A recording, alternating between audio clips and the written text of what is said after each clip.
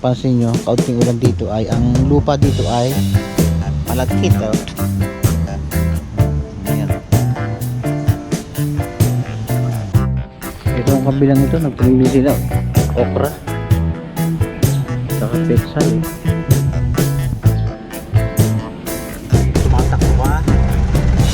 At hindi lang yan mga kabosing, kailangan tingnan mong itaas.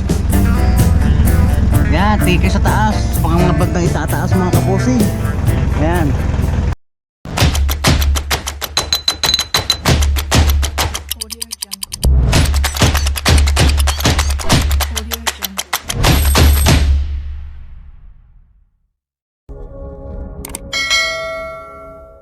Yes mga kabosing, good morning sa lahat. Isang mapagpalang araw. Ngayon po ay araw ng Sabado at 12 na ng tanghali. Tatapos lang namin magtanghalin ay naisipan kong mag video mga kabosing. So muli ay isang magandang araw at sana po ay samahan nyo uli ako sa vlog na to. Welcome po ulit sa aking munting YouTube channel. Ang last vlog natin ay yung nagpapagawa tayo ng right of way sa Batangas. So salamat po doon sa mga nanood at hindi pa tayo nakakabalik mga kabosing.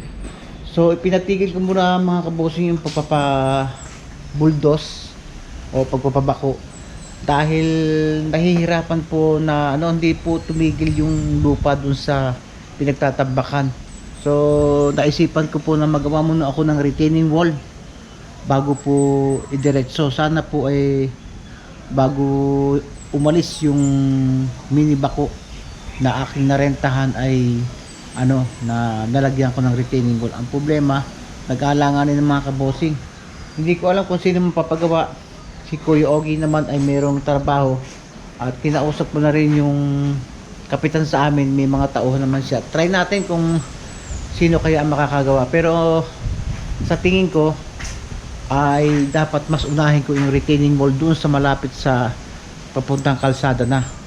So maaring yung doon ko i-focus yung yung pagpapagawa doon sa malapit na sa labas, dahil yun ang mahirap mga kabosing yung palabas. 3 days yata binakuyot. Ang naging problema ay yung ugat ng puno ng santol sa labas na wala tayong mapagbunot o magamit na power saw. Kaya mas minabuti ko na itigil muna dahil hindi matagal na trabaho pero hindi makausad-usad. Ang ating pong naarte na mga kabosing ay mini bako lang, maliit lang, personal use na bako. Kaya talagang medyo may mabagal. At talagang medyo doon sa dapat yung sa harap ay kung mapapansin nyo, kung sino mang nakakapanood ng aking mga video ay kinakailangan lagyan natin muna ng retaining wall mga kabosing. So nakabili na tayo ng mga paunang materyales. Ang problema ay ang gagawa. So yun, kaya kinigil ko muna. Sana this coming week ay may makuha tayong tagagawa at para madiretso na yung pagkagawa. So yun nga, ando na yung ibang materyales. Ang problema ay ang gagawa, at sa tingin ko talaga ay hindi maaring kinakailangan muna ng retaining wall. Kaya dapat yun ang unahin natin. So ngayong araw na ito mga kabosing ay biglang umulan. At nang nakakaraang araw ay pagkakainit. So bigla namang umulan ngayong araw na to. At kung napapanood yun yung nakaraang vlog ko, ito naglinis tayo sa gilid nito, nung aking gilid ng bahay. Yan. Ayan. So ito ay tataniman natin ng ng mga halamang gulay. So binala ko sana kanina na itanim yung pinunla kong okra. Ayan wala. Nagtanim na yung anak ko. Kaya wala na, wala na tayong maitatanim. Ayan yung ulang yun ay malaking bagay mga kabosing.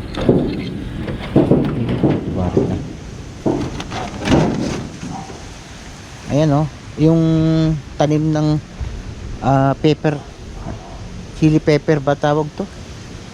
Ayan oh. Yan, nabuhay galing Batangas yan mga kabosing. Sira-sira na yung hose na yan. Nabuhay yung sili. So pagka ganitong umulan mga kabosing, sisigurado kung sisibol na yung mga damo dito, kaya dapat maunahan ng ating tinanim yung mga damo.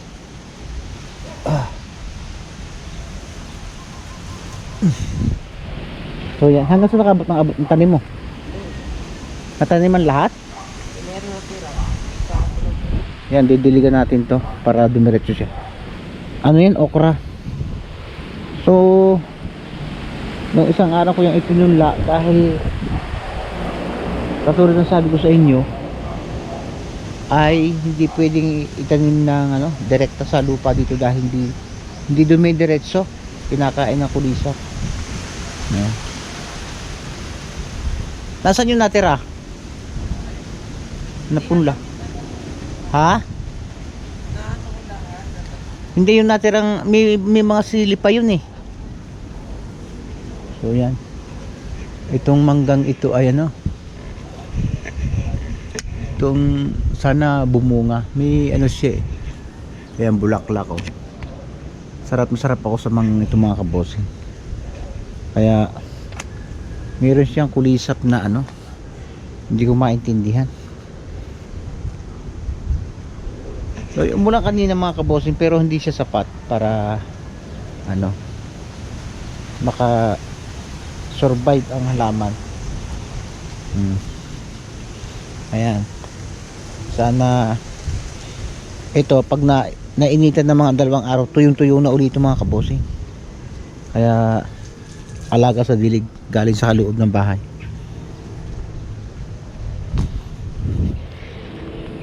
O kaya ayaw bumagsak nito.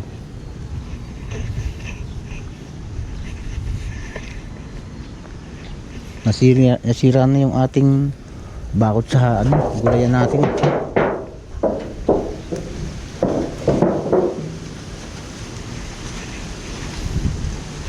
Ayan ang mga sili oh. Medyo malalaki na yung sili.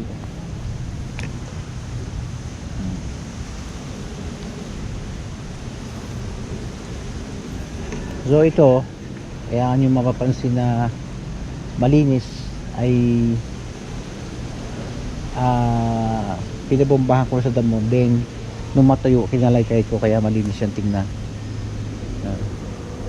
Kinakailangan natin i-maintain yung linis ng gilid dito, dahil marami ding hayop dito mga kabosing. Sari-sari ang hayop na nandito eh. May mga bayawak nga dito mga kabosing. Kasi itong likod na ito ay ilog mga kabosing. Ayan, pakita ko sa inyo mga kabosing. Ayan, ilog, parang mamamatay na ilog na oh. Ayan. Ayan. Itong kabila pa lang ito ay may retaining wall na oh.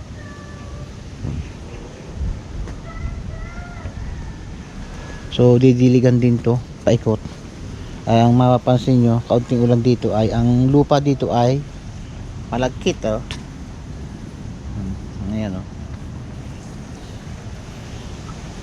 Ngayon ay buwan ng Pebrero. Palagay ko hindi pa ito mismong panahon ng tag-ulan.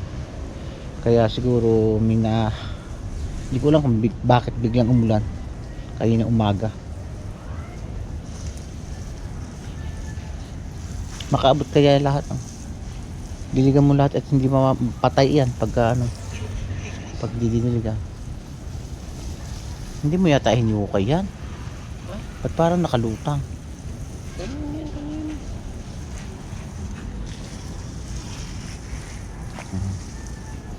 Ayan.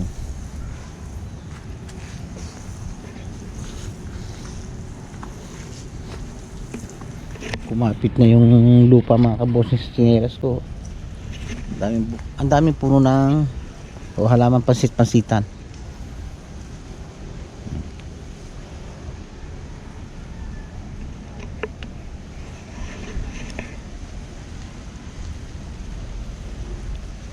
Biglang umulan.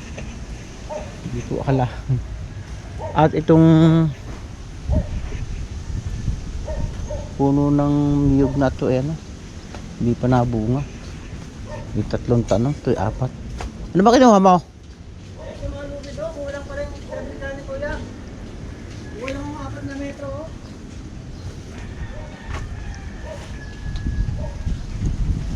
Ito ay ano to, tingin ko 2020. Oh, 5 taon na pero bakit ang liit pa? Hindi pa siya nabunga. Dwarf coconut yan mga kabossing, kung totoo kaya. Binili ko yan sa ano? Ano nga bili ko dito?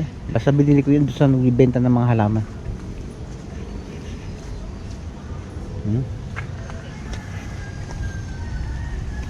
Ang nawala dito mga kabossing ay yung ano, papaya. Yung ating bakod ay hindi na rin ayos dahil kinalawang na rin talaga eh. Buhay lahat yung siling ano, galing Batangas oh.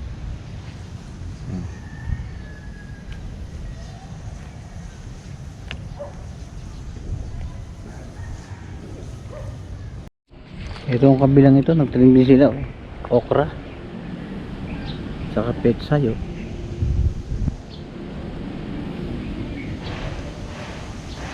Nagawa-gawa sila ng garden oh.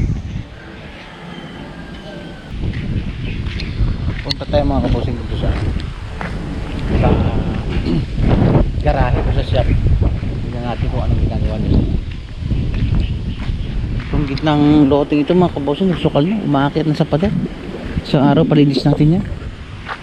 Ay, grabe yan. Akyat na.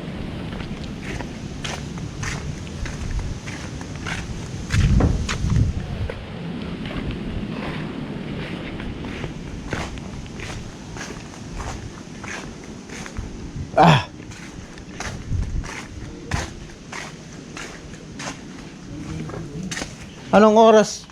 Joel ng ano mo? Kuya, Anong oras? naalala ko yan.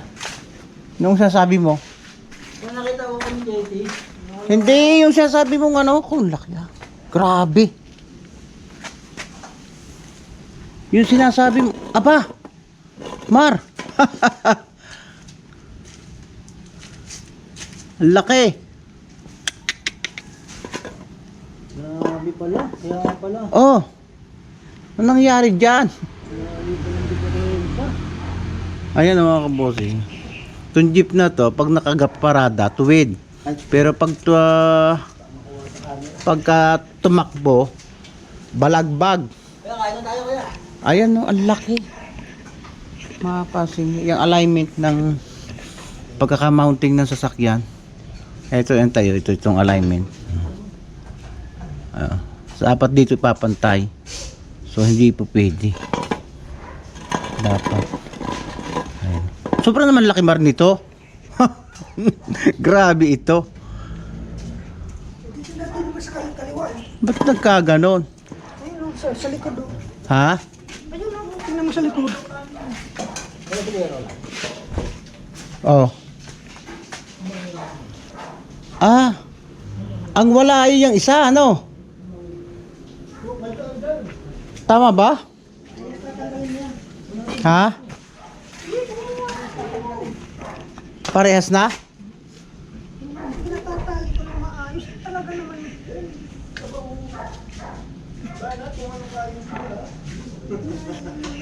Ito mga kabossing sasakyan ito ay pinagtatawanan sa ano, sa highway at balagbag. Pero hindi naman, hindi ilapat mo doon sa ano. Ito ang tama niya oh. Ito mo. Oh. Yan eh. Oh. Yan ang tama niya eh. Talagang ano, ang laki. Pero yung isa, okay naman. Mar. Hindi okay yan sir. Ang problema yung likod.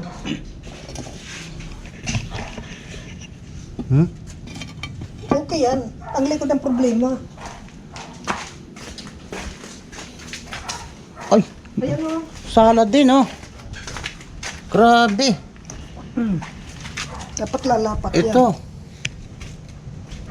Lalapat dito. Dapat nakalabat ito dito. Pero mas matindi yung kabila. O ibig sabihin itong mounting ng ano, differential ang sala. Huh? Grabe yan. Sobra. Tatanggalin parehas, Mat. Tanggalin na parehas. Ang laki oh. Iwarang talaga.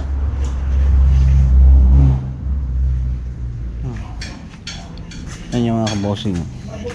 Ang alignment to. Sobrang laki. Dito sa kaliwa. Hindi pa masyado eh.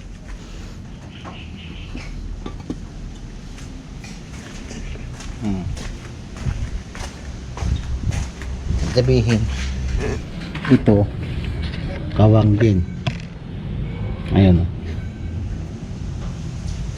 Wala talaga sa align. Tanggalin yung ano mounting, yung mga mounting na yan oh. Tsaka ito. Ba't kaya ito sobrang laki ng ano? Siguro mula lang ano nung masira yung differential nito no, na maputol kay Mang Mario. Yung doon sa isa. Kanya. Ayun, kuya. Nakakain sila mga kabossing. May saging. Ano yan? Kare ya. Kare-kare. Kare-kare. Ay, puti pa kayo nakakare-kare ah. Parang hindi kayo ng ulam namin ah. So, dito sila kumakain mga kabossing pagtanghali. Yan. Ito ang isang project ko pa. Ang medyo mataas ang model nito mga kabossing. 2020 model na Euro L3FB. Saan yung... Ngayon mga kabossing nyo, ito ang naging problema ko na unit ang Ford Ranger na to 2.2 pick up. Halos magpa 5 months na sa akin. Ito ay binatak sa akin ng mga agent. Deliver. Sabi nila susian lang ang problema, pero matapos yung delivery wala na. Naging problema ko na lahat. So nagtiwala din ako talaga na nakala ko talaga yung sinasabi. So wala. Bali tumawag ako ng mekaniko na expert sa Ford Ranger ko mga kabossing. At talagang sobrang laki na naging problema ko dito mga. Ito na-stress ako. Kaya ito ngayon ko lang iniuwi. At doon ko tinambay sa mga shop ng mga kilala ko, pero hindi rin nila mapaandar. So ang ginawa ko, nag-decide ako na iuwi ko dito. Ako ang naghanap, nagkagawa. Bali kahapon yata, kahapon lang. So computer box mga kabossing ang problema nito. PCM. So ang usapan, pag napaandar, babayad tayo mga kabossing sa presyong hindi pangkaraniwan. Pag hindi umandar, wala tayong babayaran. Ang problema mga kabossing ay umandar siya, kaya magbabayad tayo. At hindi pa doon mga kabossing natatapos ang problema ko. Nung umandar mga kabossing ay ito po ay automatic oh. Ayan. Ayan. Automatic siya. Ford Ranger 4x2. Nung umandar siya, hindi naman siya tumakbo. Wala siyang drive. Kahit anong pasok, reverse, wala. Naka-neutral siya. So, nadagdagan tuloy ang ating papagawa. Siyempre, hindi man po pwede naka-under lang yan. Kaya dapat natin ipagawa ang transmission ay sira mga kabossing. Automatic, at alam naman ninyo, ang automatic transmission ay hindi gawang biro. Ayan o. Yan. Yan ang transmission niya. Ayan. So, gumawa nito ay mga taga Banawi. Ayan. Ayan. Yan ang mga pyesa niya. Yan, ito ang transmission niya.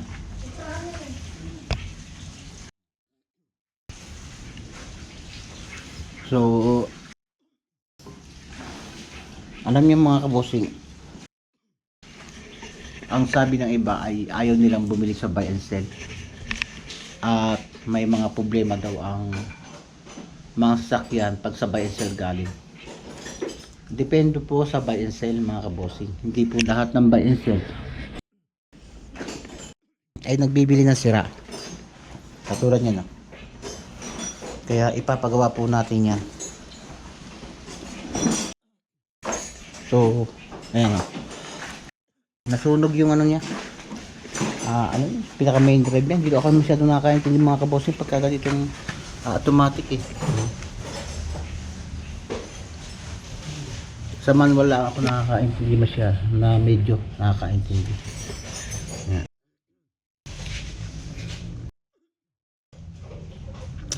Pina-scan ko naman yan.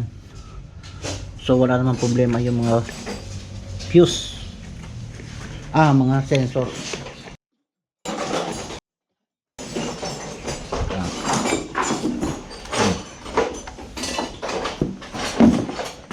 Yan ang dating computer box niya oh.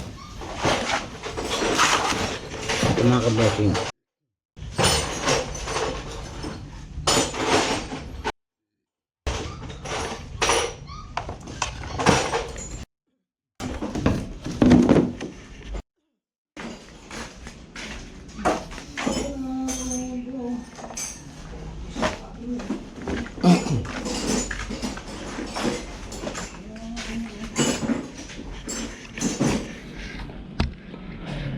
So yan mga kabosing.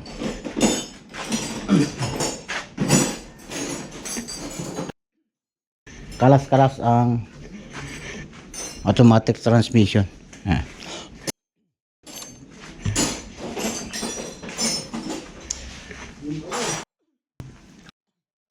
Yan kasi medyo masela ng ganyang transmission mga kabosing. Hindi katulad ng ganito na manual transmission. Manual transmission to mga kabosing. Ito automatic. Pag manual transmission, hindi masyadong mahigpit ng ano, madugo ang gawaan. Pero pagka ganito na manual, ayun, mga simple lang yan.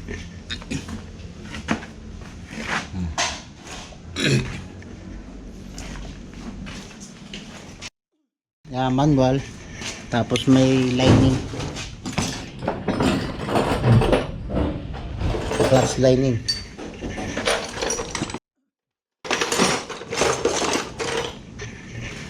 So babalikan pa yung mga kabosing sa bukas at takay pa natin mga kabosing.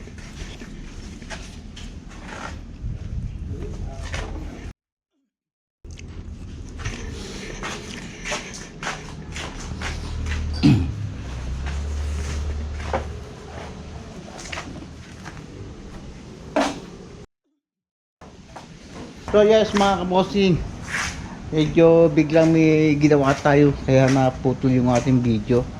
So yan, tuloy tayo sa ating sa ating pagbibideo. At yung katulad ng sinabi ko sa inyo, yun yung mga unit ko na talagang nagpabigay ng stress sa akin. At kasi unti-unti ay nagagawa natin ng paraan mga kabosing.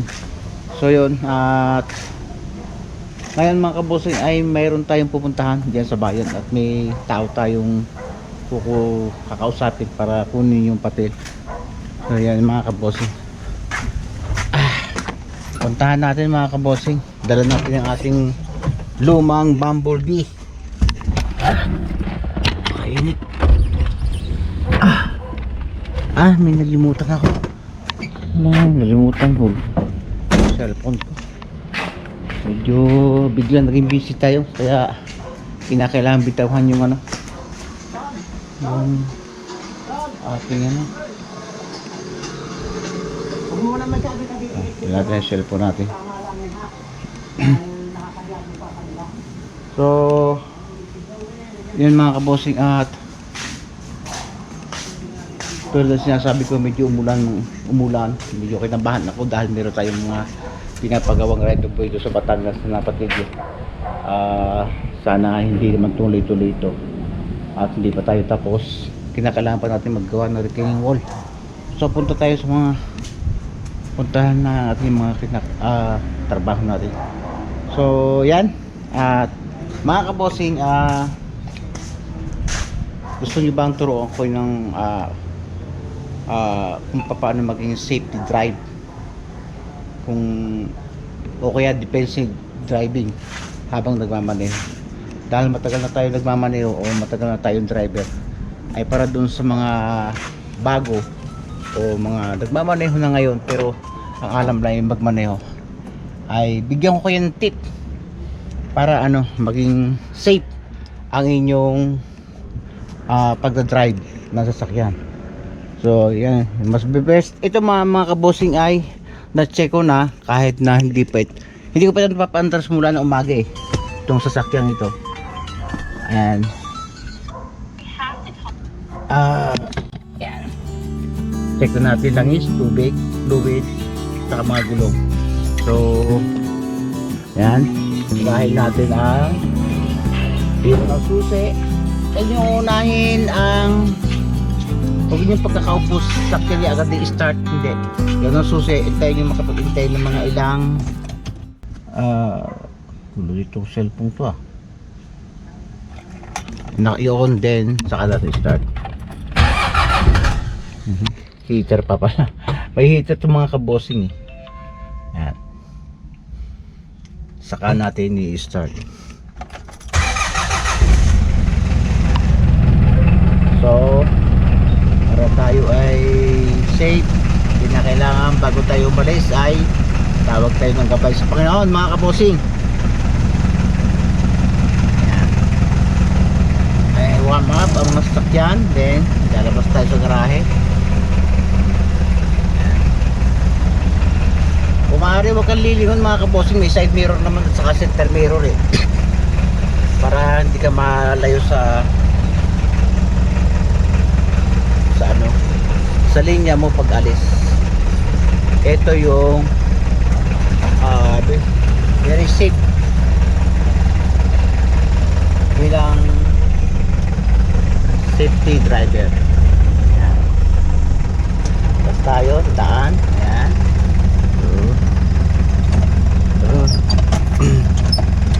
Ito tayo mga kabossing.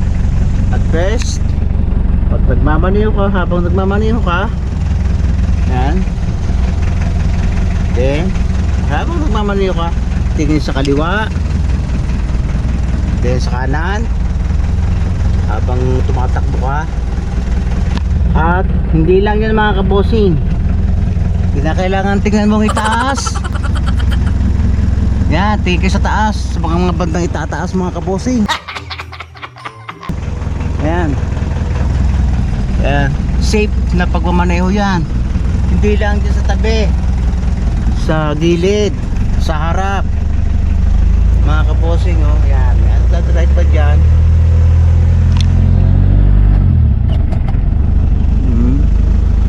Hindi lang yan mga kabossing. Drive, tingin ka ulit sa taas mga kabossing. Talo. Baka may malaglag.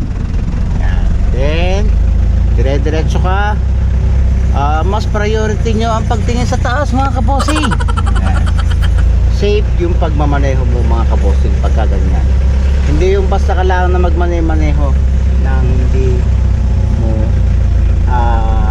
iniintindi o pinapakiramdaman ang mga nasa kapaligiran mo. Yan, kaliwa, kanan, then safe. Safe ba? Safe. Wala.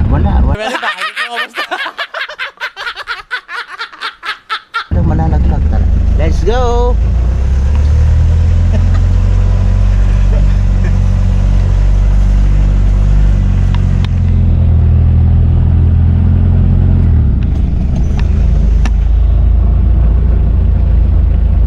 May puntahan tayo mga kaposing.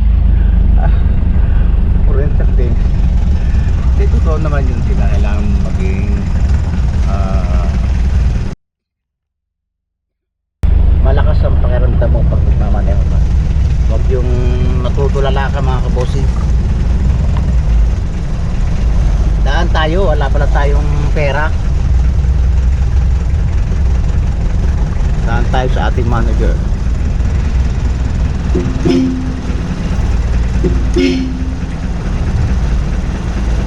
Ba yung pera? Wala akong pera. Piso. May mapuntahan ako sa bayan. Bilisan mo. Nagmamadali ako. Hindi tayo pera mga kapos. Dali na.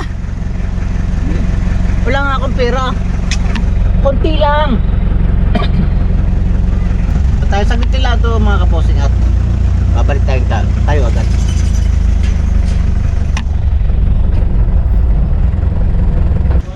Bakit? Ilawan ninyo para makita ninyo. Okay na? Ito lang yung poste. Mabuti niya. Ito na lang naman. Ito lang. Bakit? Mabas dito. Binanggaan mo lang. Pero nagyakan ito babapingin na. Ito lang muna. Buka ko na rin ito. Tapos yung problema nito, Bakit? tingnan mo yung ano. Yan ang diretso yan dito. Kulang pa nga yan. Papalit pa nga nila. Ilabas mo na, Mar. Ilabas mo na lang yan. Doon ang labas, ito dapat diretso. Oo. Kasi pag nagpapalit ng ano, ang hirap magkasa.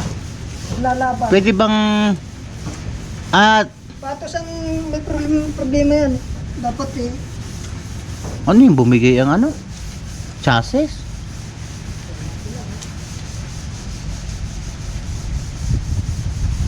Galing kalaki ang ano ni Rimar. Mar? Ano sa kabila? Ayan oh. Ha? Dapat itong patos nito. Ito. Tapos kasi ito. Kasi ito para yung orong dito. Para pumunta dito sa ano. Ang layo nga.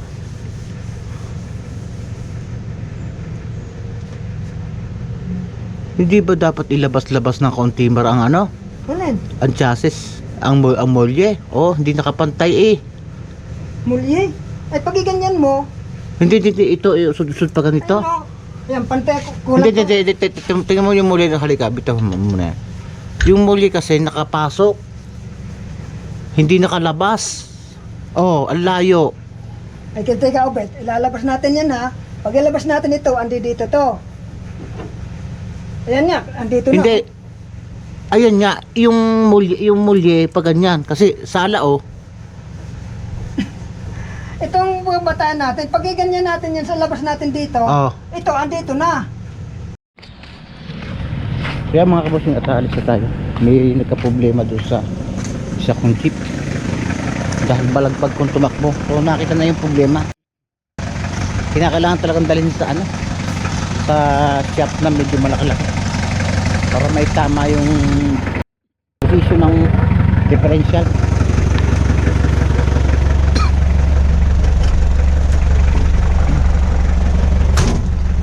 Yan, let's go. Tingin sa harap mga kabosing, kaliwa, then sa kanan, then sa taas. Yan. Let's go.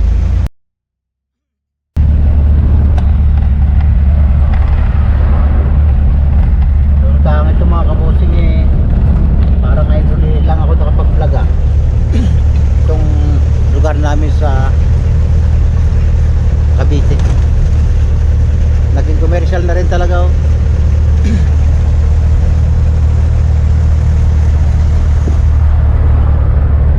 Year 2000 eh talagang ano to, talahiban lahat to, kabilaan. Pero ngayon eh puro na bayan. Commercial oh.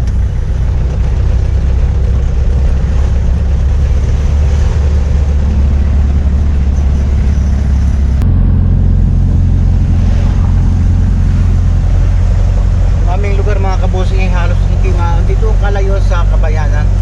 So kung tawagin sa amin ng bayan dati, kasi andito yung munisipyo, pero as of now mga kabosing ay ano, inilipat na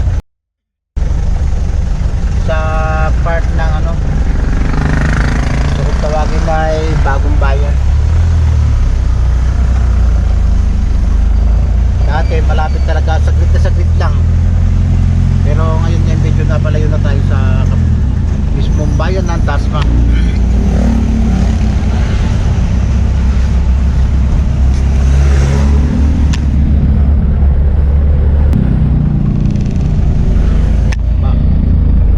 May mga bulaklak pang ano, pang Valentine no?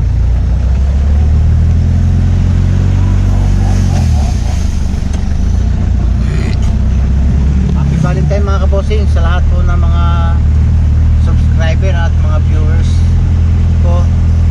Ngayong Valentine ay binabati ko po kayo ng isang ano,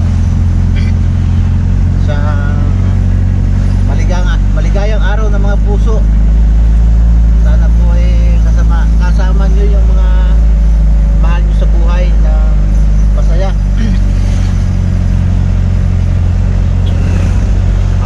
Happy Valentine mga kabosing.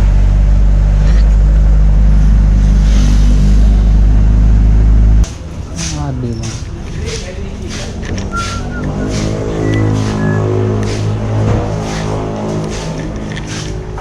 tingin tayo dito mga bote na ano, gugutom ako. Wala.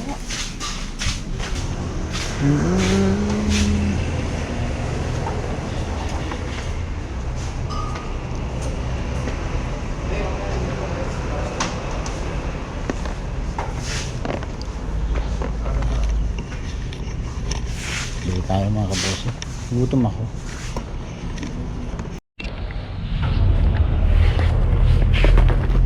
Bili tayo nito.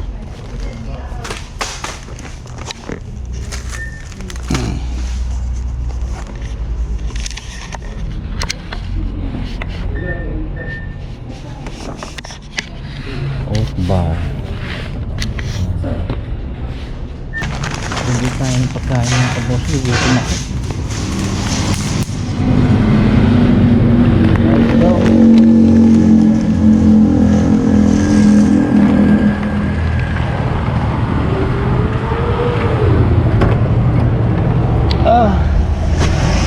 Gutom ako mga kabosing.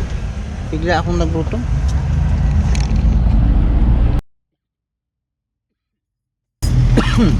Dito sa amin eh kompleto na rin, may Dali, may O-Save, may Alphamart,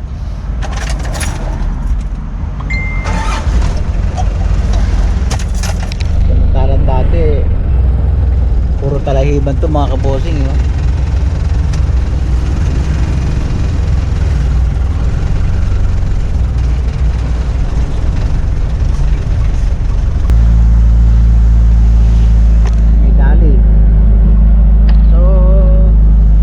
Bagay din ang ano eh, yung Dali at saka mga O-Save na ganyan, mga in-store. Dati ano lang eh, 7-Eleven lang, pero ngayon kompleto na.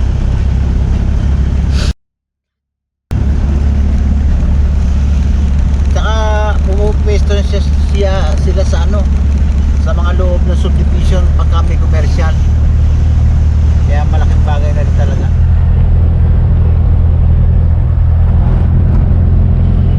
So yan mga kabosing, at dito na tayo sa bahay. Bek!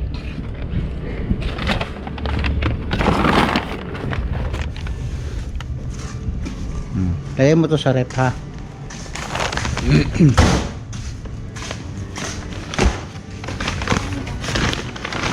Hari kay mama mo. Ay ito ay sa iyo. Sa kay kuya. Tapos ilagay mo sa rep to ha. Kikoy. Lahat. Anong letter to? Ito sa iyo. Ito kay mama mo. Ito si Luto tayo mga kabosing. So yan mga kabosing, at dito na natin puputulin yung ating vlog. So sana ay sinamahan nyo muli ako sa video na to. At still ay maambon-ambon. Talagang sana mag-ulan sa Batangas dahil ginagawa nga yung rated way doon. Kailangan mauna muna yung retaining wall bago yung pagbubuldos para maging maganda. So yan at dito na lang natin puputulin ang ating vlog. Muli ay sana isamahan nyo ko sa susunod kong mga video. Sana po ay sa anumang oras ay kung anumang oras nyo napapanood yung mga vlog ko ay nasa maayos kayong kalagayan mga kabosing. Until next video na lang mga kabosing. Bye bye. Love you all.